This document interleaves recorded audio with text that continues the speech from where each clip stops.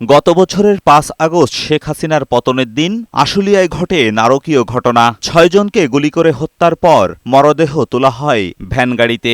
পাশে থাকা মোটরসাইকেলের পেট্রোল নিয়ে এসে ধরিয়ে দেওয়া হয় আগুন। প্রসিকিউশন বলছে তখনও একজন জীবিত ছিল, তাকেও পুড়িয়ে হত্যা করা হয়। তদন্ত রিপোর্ট, আনুষ্ঠানিক অভিযোগ গঠন সহ সব আইনি প্রক্রিয়া শেষে রোববার শুরু হলো এই মামলার বিচার। এদিন আদালতে সূচনা বক্তব্য উপস্থাপন করেন চিফ প্রসিকিউটর। বলেন, তাদের হাতে অকাট্য প্রমাণ রয়েছে। এই তথ্য প্রমাণ দিয়ে পৃথিবীর যে কোনো আদালতে অভিযুক্তদের বিচার করা সম্ভব। একটা অকাট্য প্রমাণ শৃঙ্খল, যার মাধ্যমে আমরা এই বিচারটাকে অত্যন্ত স্পষ্টভাবে প্রমাণ করতে পারবো এবং দুনিয়ার যে কোনো আদালতেই যাওয়া হোক না কেন এই সাক্ষ্য প্রমাণের ভিত্তিতে অপরাধীদের সাজা নিশ্চিত করা সম্ভব। শুনানিতে ট্রাইব্যুনাল ২-এর চেয়ারম্যান চিফ প্রসিকিউটরের কাছে জানতে চান, সশস্ত্র বাহিনীর সদস্যদের বিচার এই ট্রাইব্যুনালে হবে কিনা। এই আইনটা মূলত আর্মড এবং অক্সিলিয়ারি ফোর্সের বিচারের জন্য। সেই কারণে বিভিন্ন বাহিনী, বাংলাদেশের রাষ্ট্রীয় যত বাহিনী আছে, গোয়েন্দা সংস্থা আছে, পুলিশ বাহিনীর বিভিন্ন সেগমেন্টের কথা আলাদা আলাদাভাবে এই আইনে উল্লেখ করা হয়েছে।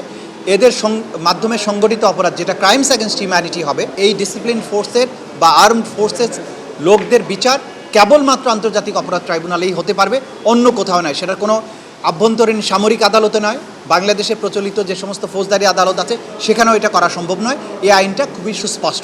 এদিকে জুলাই আগস্টে কুষ্টিয়ায় ৭ জনকে হত্যা মামলায় আওয়ামী লীগ নেতা মাহবুবুল আলম হানিফ, হাসানুল হক ইনুসহ ৫ জনের বিরুদ্ধে তদন্ত প্রতিবেদন দাখিল করেছে তদন্ত সংস্থা।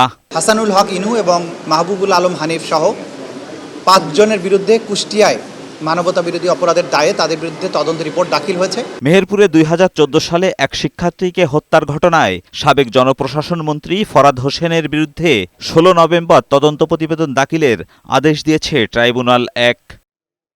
এদিন ট্রাইব্যুনাল ২-এ আবু সাঈদ হত্যা মামলার ৫ দিনের সাক্ষ্য গ্রহণ হয়, আর ট্রাইব্যুনাল ১-এ চাঙ্কারপুলের ৭ম দিনের সাক্ষ্য গ্রহণ অনুষ্ঠিত হয়েছে। এছাড়া আরও কয়েকটি মামলার শুনানি হয় ট্রাইব্যুনালে। এজাজুল হক মুকুল, বৈশাখী সংবাদ, ঢাকা।